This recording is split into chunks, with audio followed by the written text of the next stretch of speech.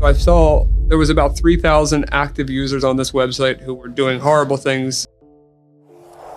You did break federal law, like if you report this, you're risking going to prison. But I was just thinking to myself, if I bring this to trial, what jury is going to convict me? The dark web is not just a shadowy corner of the internet. It is a reflection of humanity's darkest urges, unchecked and unpunished. The dark web itself isn't a marketplace like what you're thinking. So the black market or whatever you want to call it, once you're connected to the dark web, Tor, the onion router, what I was explaining before, you still need to know where to go to visit these horrible websites. And they're like, imagine a very long string of letters and numbers, and the website, instead of .com, it'd be .onion. You can't visit those websites in a regular browser. You have to do that while you're connected to the onion router, which you could download at the TOR's website. And then you could go to a thing called like the Hidden Wiki.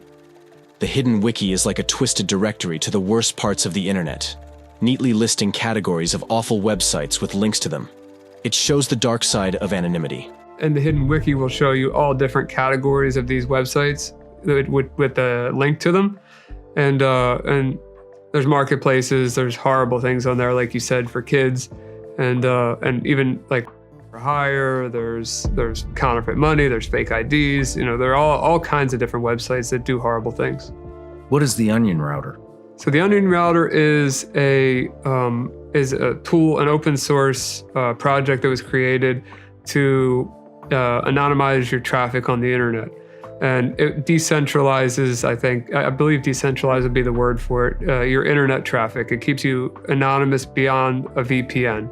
If you're trying to navigate this space, a tool like Tor can help. But Ryan Montgomery stresses that using a virtual private network, VPN, is essential for true anonymity. I would still recommend that you use a virtual private network on top of Tor if you want to be anonymous, but it's just a layer of security that's free, and it keeps it's like, for example, let's say you use Comcast for your internet service provider. They could see that you're using Tor, but they can't see what you're looking at. If you use a VPN and then you use Tor, they can only tell you're using a VPN, but they can't tell you're using Tor. So it's just an internet within an internet. A lot of times it doesn't need to go that far. A lot of times these guys will use their regular emails, or they'll use an IP address that's been, they'll reuse for multiple emails, or their face that they're using as their profile picture. I can, find them from the same way I just found your face, or they're using a phone number that traces right back to them. The role of the dark web in law enforcement's efforts to apprehend predators and pedophiles is less pivotal than commonly imagined, highlighting a troubling gap between public perception and reality. The dark web, it's not really a huge part of catching predators and pedophiles. One thing, I guess the only thing on the dark web, quote unquote, I hate that word, but the dark web, quote unquote, that I had access to was when I originally hacked the website that we're going to talk about. They branched out to have not only a website on the ClearNet, on the regular internet, but their website was mirrored on the dark web. And I had 3 backdoors in their system, and it branched out over to the dark web. So I had a backdoor on the dark web too, which was kind of a cool thing to have. So I needed to be connected to Tor, the onion router, to connect to my backdoor. But that was I was only using that backdoor to exfiltrate data every single day, which was just user information, because I didn't want to get their posts or anything. I didn't want to be in possession of anything horrible that they were sending each other. But their user info was enough for us, as I'm sure you'll learn shortly. If you really wanted to, hack into Mossad, okay, military intelligence, or MI6, UK military intelligence, or even our CIA, could you do it? And how deep could you go in? So if I was, I can't say that I can or can't because I've never tried, but I would say the first thing that I would go for would be an individual. I would try to befriend an individual, whether that be with my real name or with an alias, and I would try to manipulate that individual into doing something that would give me access to their devices. The arrest of Nathan Larson, who operated a notorious pedophile site, illuminated a systemic failure. Despite his capture, no significant measures were taken to dismantle the broader infrastructure enabling such horrors. When Nathan Larson got arrested and nothing was done about the website and I still was not acknowledged, I was like, okay, you know what? I'm going to take this into my own hands. And I saw there were YouTube groups that were confronting them. They weren't hitting them or anything at this time, but they were confronting them. They were decoying on their own, pretending to be children, grown women, grown men, and then they would confront them in real life. But what I noticed the common trend of these people was they would, they wouldn't know the person's name. They wouldn't know where they lived, didn't know where they worked. They would just show up and say, hey, were you here to do this? And either the person would sit and talk or they'd walk away, but there'd usually be no arrest, no nothing, no repercussions, unless someone happens to run into that video. So I was like, okay, well, I have some abilities with open source intelligence. It's OSINT is the short term for it. Let me just offer my services. I want to make sure they, don't include my name. I don't want the notoriety for it, but send me your chat logs, send me the phone number that you have for the person, the profile photo, send me everything you can on each person. I reached out to a bunch of YouTubers back then, and I was providing them full case files so that when they showed up to meet these predators, they would know, like, hey, John Smith, I know you work at ABC, .com, and your wife is this, and I, so you have a little bit more leverage in telling them, hey, you better sit here and talk to me. And the way that the predator catchers would do it would say, like, hey, you either talk to me or we're going to get the police involved or we're going to call your wife, or give them an ultimatum, even though it's going to happen anyway. It just gave them a little bit more leverage. So I did that for quite a few years. By myself, anonymously. Nobody other than the predator catching groups knew about that. I mean, a lot of them do. So Homeland Security Investigations has child units. There's FBI, they have child units. You know how much money they dedicate to it? Not much. No, nothing. No. It's in the millions. No, and it's the second thing next to the... Why don't they do it, though? Why don't they pursue it? I wish I had an answer for you, but I don't. And now doing what I'm doing, I guess... Going back to what, I had to stop doing the project with Dustin, or Scrappy. Sure. Ryan, unable to remain a passive observer, found himself in the precarious position of risking his own freedom to bring these predators to justice, knowing that his efforts might be dismissed as vigilantism outside the bounds of the law. Because they considered vigilante justice. So I couldn't sit in court and be discredited as a vigilante, catching predators outside of the law, so I had to join a group called Sentinel Foundation, which is awesome. I'm the CTO of Sentinel Foundation. It's full of Green Berets and Delta Force operators and retired Homeland Security, and we work in parallel with law enforcement now. So I'm able to actually get convictions, actually take down big operations rather than one predator at a time, which I think there's incredible value in both, but I had to make a choice, right? It's either I take this once-in-a-lifetime opportunity to be the CTO of a reputable, NGO, non-government organization that works with law enforcement, or continue to bust them on YouTube and, get one at a time. So Dustin's been doing a fantastic job, and he's been getting arrested, by the way, which is something relatively new. We've caught teachers, police officers. Teachers? Yeah. We've caught, I caught a teacher, here's a crazy one. So a guy, his name was Brent, and he was meeting up with what he thought was a 13-year-old, and there's a video of me actually chasing him on YouTube. But he thinks that we're police, which I find that out later. But he meets up. He thinks he's meeting with a child, a little girl, and I chase him to his car. He peels off. 10 days later, I get a message from another predator catcher group on the other side of the country that he got caught again by a different decoy in person. So he got caught twice, and now he's talking to a decoy again that I was recently made aware of. So 3 times. So think of the times that he has not been caught. And he's a teacher. I mean, you can look him up. I forget. Well, I'd have to look up his name on my computer, but it's Brent something. He had 2 different teaching positions last I checked. Okay, so long story short, this is a very long story, but I got a text message from a friend's wife. With some extremely graphic screenshots, nothing illegal, but the mess, it was, the forum is someone makes a post and then people comment underneath it. He shares the terrifying story of stumbling upon a website where many pedophiles were swarming, a place where horrors happen behind closed doors. So I got some forum posts sent by my friend's wife, who was, saying, you need to check this website out. This is disgusting. Can you do something about it? Because everybody, they assume I'm a hacker. I can do anything. That's people just assume that. So can you improve my credit score? Oh, I get asked that by everyone I know. So It wasn't a no, man. I seen these screenshots and it got to me. It genuinely got to me, and I went on their website and, skipping all of the technical details, I found a backdoor. I installed 3 backdoors on their server. I was able to download all the message history for every user. I was able to find their private messages where they were trading photos back and forth. I consulted with an attorney to make sure that I wasn't breaking the law by grabbing their data, because I didn't want to be in possession of any of that stuff either. So there's nothing illegal about having the text messages or the contextual evidence. From there, I found the owner of the website through an email address, and the email address came back to a guy named Nathaniel Larson, who was a guy running for Congress in Virginia. Wow. So I was like, oh my gosh, this is insane. This is going to be all over the news. I didn't know what was going to happen, but I knew it was big.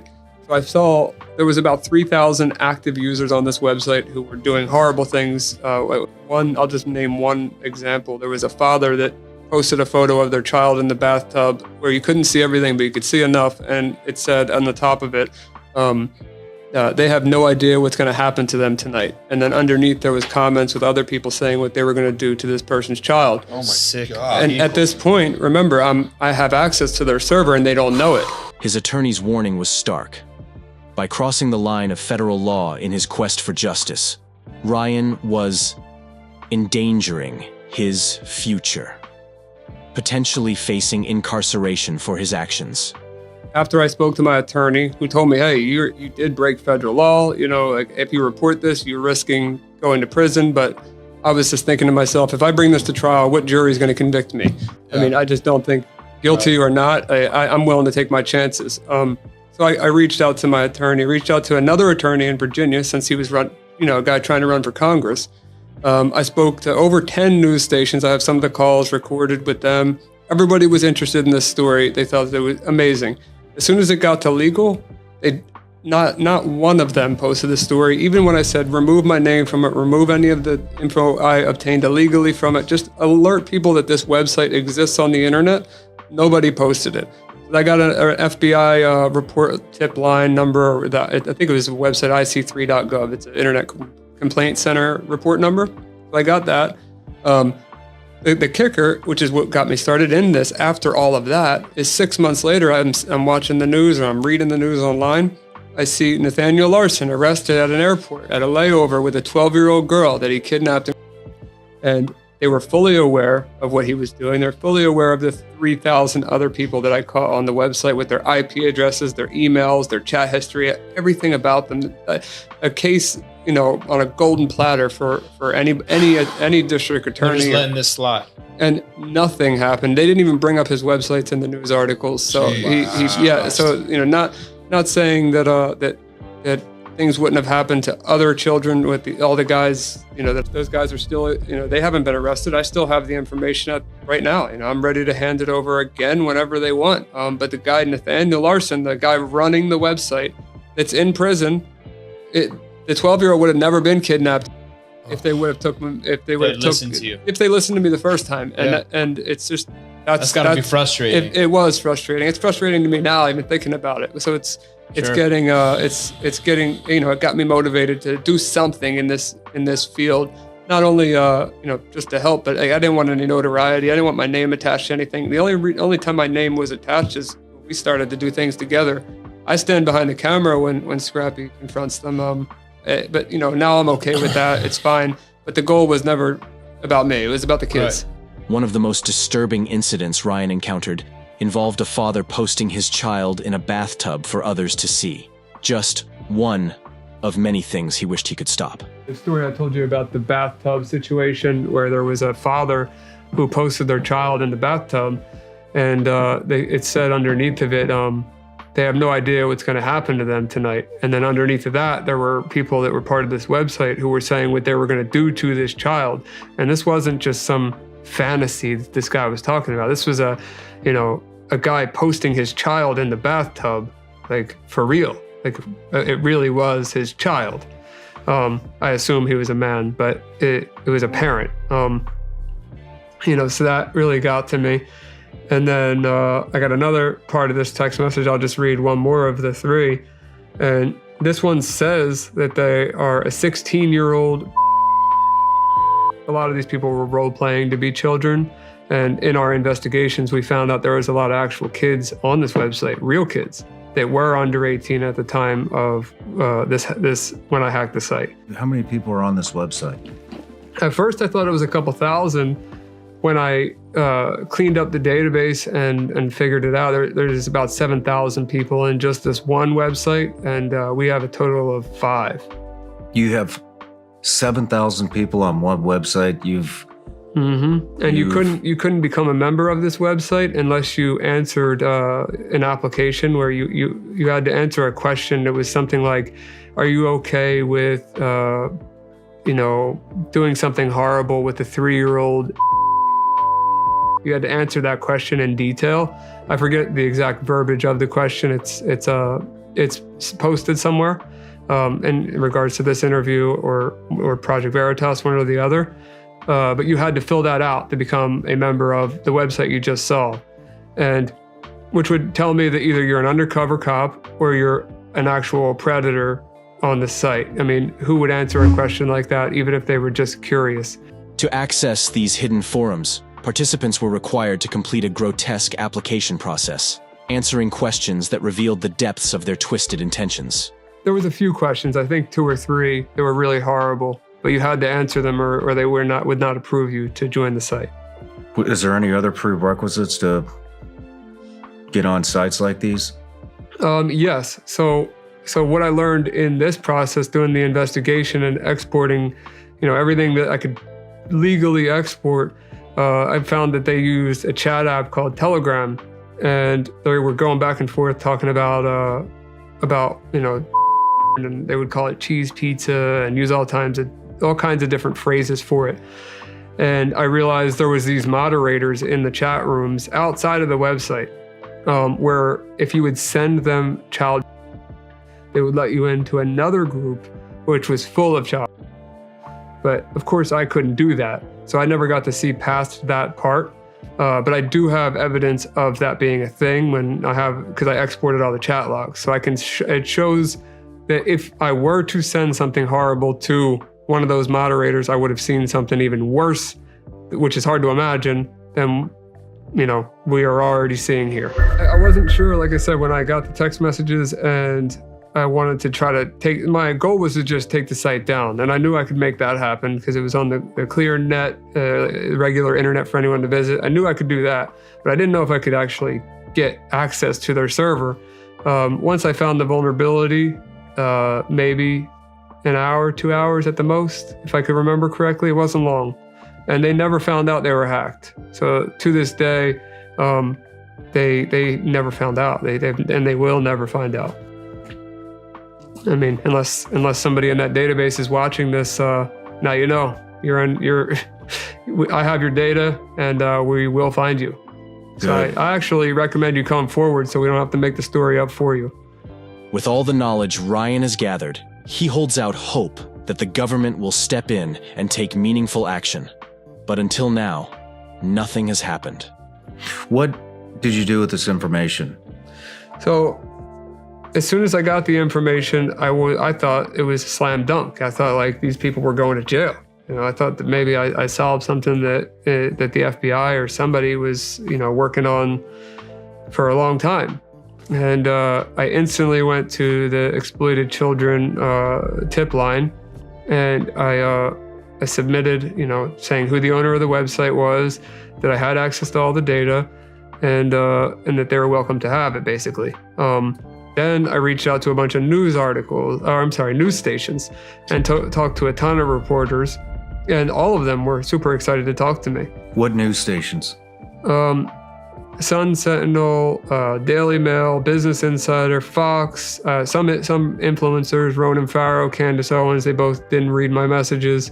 But as for the news stations, I had full conversations with the reporters. They knew what they were getting themselves into. They were very excited about reporting on it. And once it got back from legal, they weren't allowed to report on it. And I said, well, okay, if you're not allowed to report on the illegally obtained material that I have, just let parents know that this website exists and whatever you want, but just keep whatever illegal out of it. I just want parents to know that this website exists. You don't need to put my name. You don't need to put the material that I obtained, nothing. Every single one of them completely disregarded me. I sent a lot of those notes over to Project Veritas with some evidence of that. But not a single person until now has done anything about this.